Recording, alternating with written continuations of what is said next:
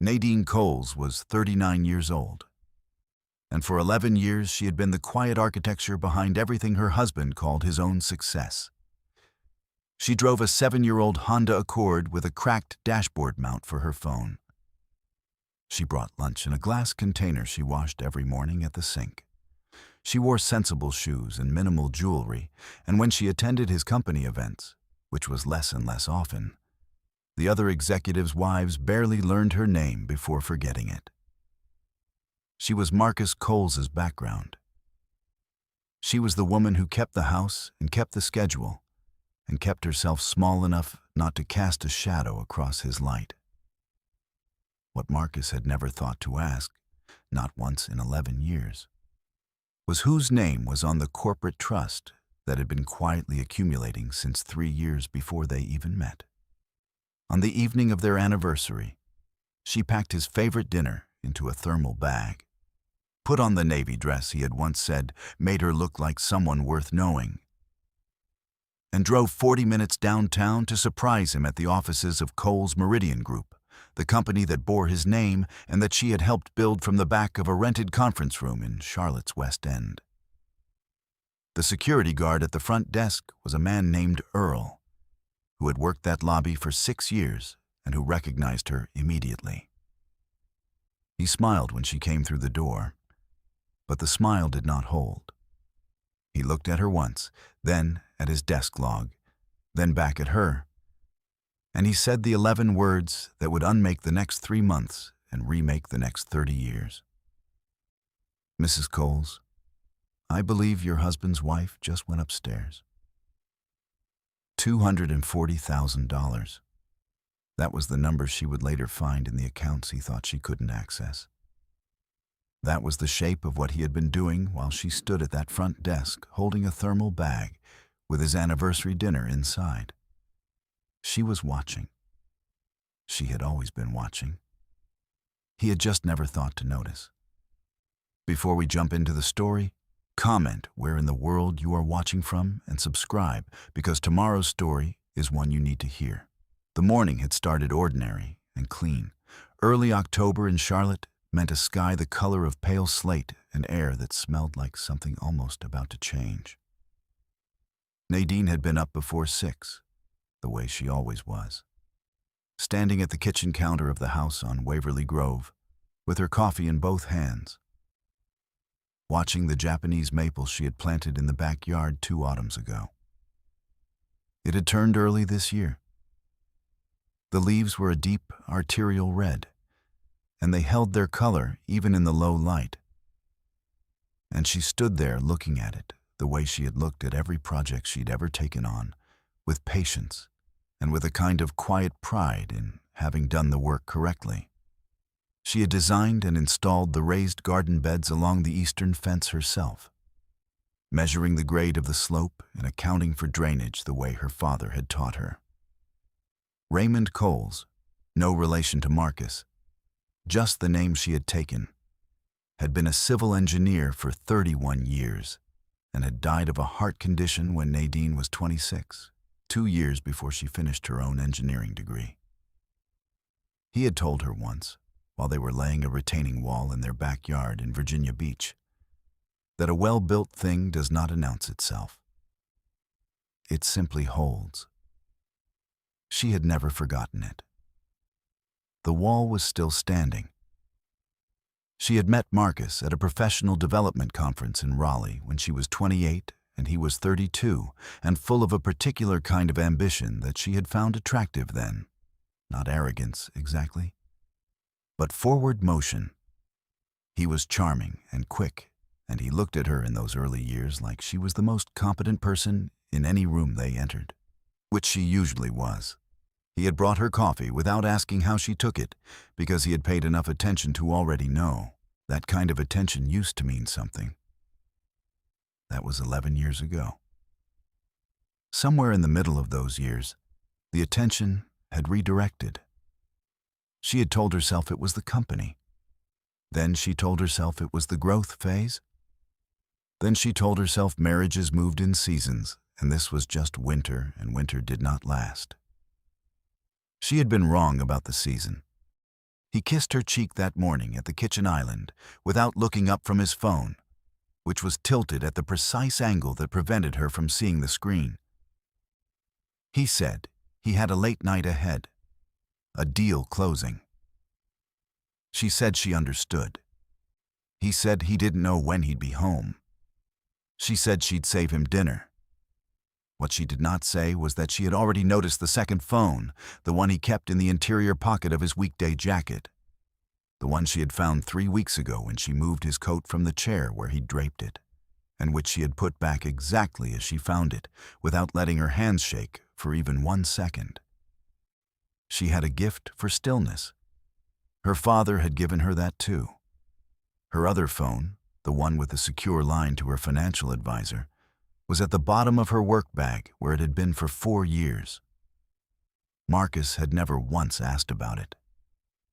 He had never thought to. The signal came just before 10 that morning, when she was in her home office reviewing load calculations for a municipal bridge contract her firm had been awarded in Mecklenburg County. It was not dramatic. It was a bank notification she had set up 6 weeks prior, triggered by any transfer over $8,000 from the joint account she and Marcus shared, an account she had largely funded for the last 4 years and largely ignored for the last 6 weeks while she waited. The alert read, "Transfer initiated, $14,200. She set down her pen. She looked out the window at the red maple. She thought about what her father had said about well-built things. She finished her coffee. Then she called the restaurant, ordered his favorites, and went to put on the navy dress. She arrived at the lobby of Kohl's Meridian at 6:47 in the evening, anniversary dinner in hand. She did not go directly to Earl. She stopped first at the glass directory near the elevator bank, the same one that had listed Marcus J. Kohl's chief executive officer on the 4th line for 3 years. And she read it the way she always read structural documents, for what was load-bearing and what was ornamental. Earl found her there. His version of what happened next was careful and kind, in the way that only someone who had decided to tell the truth despite the cost of it could be.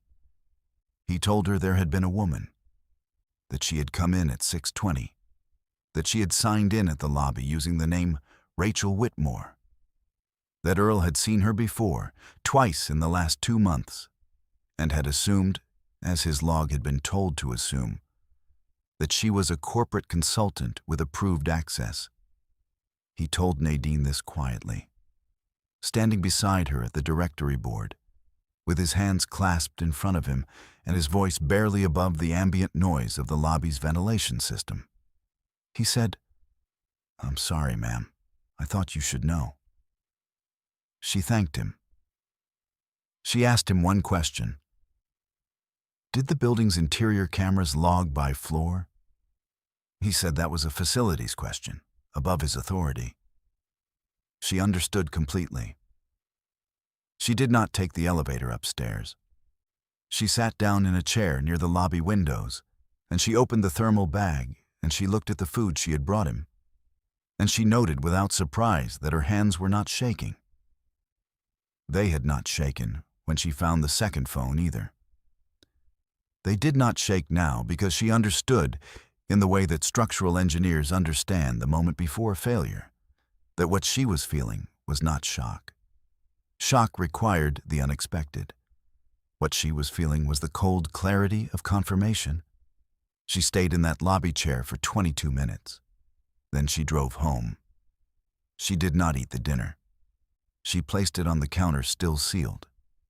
She sat at the kitchen table with her laptop and she opened the folder she had labeled, simply Meridian, which she had been building for 6 weeks with the patience she applied to all projects of real consequence. She had started with a joint account. The transfers had been going on for 14 months. Small ones first, $2,200, $3,400, the kind of numbers that fell below the threshold of notice if you weren't looking. Then, larger ones. 11 transfers in the last 5 months alone. The total when she added the current day's $14,200, came to $238,600. He had been moving money from an account she had been funding into accounts she would need her attorney to trace. She cross-referenced the transfer dates against his travel calendar, which she had access to through the shared family account that he had long stopped thinking about. 14 of the transfers corresponded within 48 hours of a documented business trip. 3 others corresponded to weeks when she had been out of town on site visits for her firm. He had been doing this for 14 months while sleeping in the bed she had bought. She opened a new subfolder. She titled it Documentation. She uploaded the bank notification screenshots, the calendar cross-references, the lobby sign-in log that Earl had photographed at her quiet request before she left the building, and 3 months of downloaded statements she had already certified with a notary 2 weeks prior, because she had known, even then, that she was building something that needed to hold. Her hands were still not shaking. She picked up her phone and sent one text.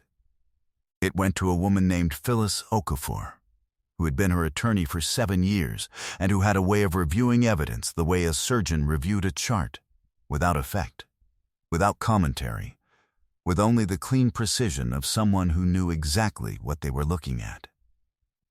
The text said, "Ready when you are." Phyllis responded in 4 minutes. Monday morning. Bring everything. Real power, Nadine had once heard her father say, does not announce its arrival. She closed the laptop. She went to bed before Marcus came home. She was asleep, or appeared to be, when she heard the front door open at 11:43. The meeting with Phyllis happened at 8 on Monday morning in Phyllis's office on South Tryon Street, on the 14th floor of a building that had been designed, in part, by Nadine's firm 6 years prior. Nadine had noted the irony at the time. She noted it again now. Phyllis reviewed the documentation folder without speaking for 11 minutes. Then she set the tablet down and folded her hands on the desk, and looked at Nadine with an expression that was not pity and not alarm and not sympathy exactly, but something closer to the professional respect one careful person extends to another. She said, "He doesn't know about the Arrowwood Trust." Nadine said, "No." Phyllis said, "He's never asked." Nadine said, "No." Phyllis nodded once. Then she reached for her legal pad and said, "All right. Let's talk about what we do with that."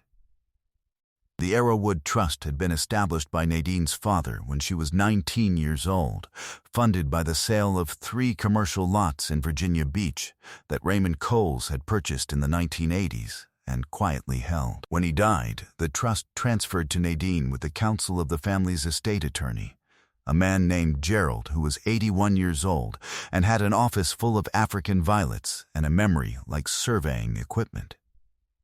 The trust had grown. By the time Nadine married Marcus, it held a little over $900,000. By now, managed conservatively and never touched, it held $3 million. Her name only, always her name only. This had been Gerald's advice and her father's instruction, and she had followed it without question or disclosure. Marcus had no legal claim to it. He had never been told it existed. He had spent 14 months stealing from a woman he believed had nothing to fall back on. On Wednesday, Nadine drove to Concord to visit her father's older brother, a retired contractor named Curtis who was 74 and who lived in a house he had built himself in 1987 and who still kept Raymond's photograph on the mantelpiece in the front room. She told Curtis what she had found. He listened without interrupting, which was his way, and when she finished he was quiet for a moment, and then he said the things she had needed to hear from someone who had known her before Marcus did. He said, "Your father built things that lasted because he never cut corners on the foundation." You've been doing the same thing.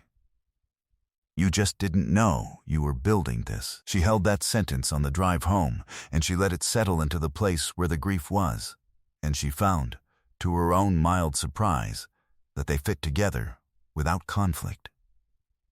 By Thursday, Phyllis's forensic accountant had traced the destination accounts. The money had been flowing into a joint account opened 14 months ago in Marcus's name and a woman named Rachel Whitmore, who worked as a leasing agent at a commercial real estate firm in Ballantyne, and who had, according to public records Phyllis pulled without difficulty, filed for a personal loan 6 months prior using an address that was an apartment Marcus had signed a 12-month lease on in August. He had been paying her rent. With Nadine's money, Rachel Whitmore drove a late-model Audi that was registered in Marcus's name. Nadine looked at this detail in the report for a long time. She had driven a 7-year-old Accord for 3 years past when she could have replaced it, because Marcus had said they should wait until the company was more stable. You didn't need to be a structural engineer to recognize when something had been built to fail. That Friday evening, she made pasta. She set the table. She asked Marcus how the deal was going, and he said almost there, and she asked if he was sleeping all right, and he said he'd been tired. She poured him a glass of water and passed him the bread, and she sat across from him in the kitchen of the house she had mostly paid for, and she listened to him talk about a client dinner next week, and she nodded and said that sounded like a good opportunity. He did not look at her closely enough to see anything. Preparation was the work. The rest was just timing. The reckoning came on a Tuesday morning 12 days later, in the conference room on the 3rd floor of Phyllis's building.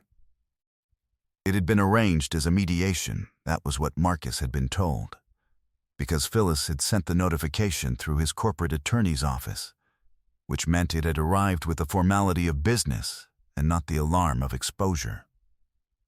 He came in his good suit. He had his own attorney with him, a man named Bart, who wore a signet ring and an expression that suggested he was accustomed to favorable outcomes. He stopped when he saw who else was in the room. Curtis was there, in his good jacket, sitting to Nadine's left with his hands flat on the table. Phyllis was at the head, with a banker's box beside her chair. Nadine was seated directly across from where Marcus would sit, in a dove gray blazer with a single manila folder in front of her. Marcus looked at Nadine. He looked at Curtis. He looked at Phyllis. He said, "What is this?" Phyllis said, "Please sit down." He sat. Bart sat beside him with the signet ring and the confident expression, which had begun to loosen slightly at the corners. Phyllis opened the box. She did not speak as she worked.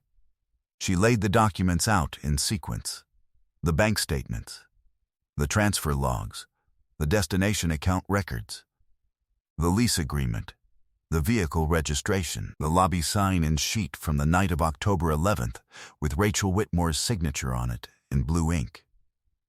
She laid each one in front of Marcus without drama, without commentary, without raising her voice, and she let him read what he was reading. His attorney reached for one of the documents. Phyllis said, calmly, "There are copies for counsel." She slid a second set across the table. The room was extremely quiet. Marcus looked up from the documents and looked at Nadine, and she could see him doing what he had always done when cornered, assembling a narrative, locating the emotional lever that had worked before, preparing the particular mixture of remorse and explanation that she had, in the past, been willing to receive. He said her name. He said it was more complicated than it looked. He said Rachel was. He paused and chose the word, a mistake. That it had been a mistake, that he had been under pressure she didn't understand, that the money had been meant to be replaced, that he had a plan to replace it. Curtis said, quietly, without shifting in his chair, "Boy, don't embarrass yourself further." Marcus stopped. Phyllis opened a second section of documents. These were the Arrowwood Trust instruments, the valuation summary, the 14-year accumulation record, the current balance. She placed them in front of Bart first, because Bart was the one who would need to understand their implications most quickly. Bart read for 20 seconds. His expression did the thing Marcus's had done, but faster and with more professional resignation. He set the documents down. He looked at his client, and then looked away. Nadine let the silence hold for a moment. Then she said what she had decided she would say. Simply and without embellishment, which was the only register she had ever operated in. She said, "You spent 11 years deciding what I was worth to you. I spent those same years deciding what I was worth to myself. We came to very different numbers. You're looking at mine now." Marcus opened his mouth. She was already standing. She gathered the manila folder. She nodded to Phyllis and touched Curtis's shoulder once as she passed. She did not look back at Marcus, or at Bart, or at the table covered with the precise and thorough documentation of everything her husband had tried to take from a woman he had profoundly underestimated. She walked to the elevator. She pressed the button. The doors opened. Some things held because they were built correctly from the beginning. She had always known how to build. 8 months later, the Japanese maple was bare, and the winter had come and gone, and the first warm week of June had arrived in Charlotte with the particular quality of light that made everything look like it had survived something, and was glad to have done it. Nadine was on the back deck she had designed herself, replanted borders along the fence line she had reset in March, coffee in both hands the way she always held it in the morning, watching 2 house finches argue over the feeder she'd hung from the pergola post. The house had been awarded to her in the settlement without contest, because contesting it would have required Marcus to explain a great many things in front of a judge that he preferred not to explain. He had signed where he was told to sign. There was a man named Elijah who sometimes sat in the other chair on this deck. He was a landscape architect who had done some grading work on a project her firm was managing out in Steel Creek, and he had asked her, one afternoon on a site visit, whether she wanted to get coffee, not with any performance to it, just the direct and uncomplicated question of someone who had decided to be honest about what he wanted. She had said yes. He asked good questions. He did not try to fill the silences. He was not the center of the scene, but he was present in it, and she had decided that was enough for now. Her firm had been awarded a second municipal contract in the spring, a pedestrian bridge over a creek corridor in Mecklenburg County that she had designed personally and that she was quietly proud of. The contract was worth $1 million and would take 18 months, and she was already thinking about what she wanted to do with the bonus structure if they brought it in under budget. She had heard about Marcus through Gerald's assistant, who had heard from a mutual contact in the industry. He had been removed from the CEO position at Coles Meridian in January after the company's board reviewed an audit that Phyllis had ensured reached the right members through the right channels. He was working now in a regional sales role for a mid-level commercial developer in Rock Hill. Rachel Whitmore had relocated. The Ballantine apartment had been vacated in February. The Audi, she had been told, was returned to the dealer when he could no longer manage the payments. His mother had not spoken to him since December. That was the part, she thought, that would cost him longest. Nadine did not linger on any of it. She registered it the way she registered any completed load analysis, as information that confirmed the structure was doing what it was designed to do. And then she put it down. She pressed one seedling into the soft soil of the new border bed, a native coneflower her neighbor had divided and given her in the spring. She tamped the earth gently around the root ball and sat back on her heels and looked at it for a moment. This small, deliberate thing she was choosing to grow here. She was free. She was solvent. She was unbothered. Some things, she thought, were worth the patience to build right. I hope you enjoyed that one. Be sure to like the video and subscribe so you don't miss the next story. I've picked out 2 more for you that I think you'll really like.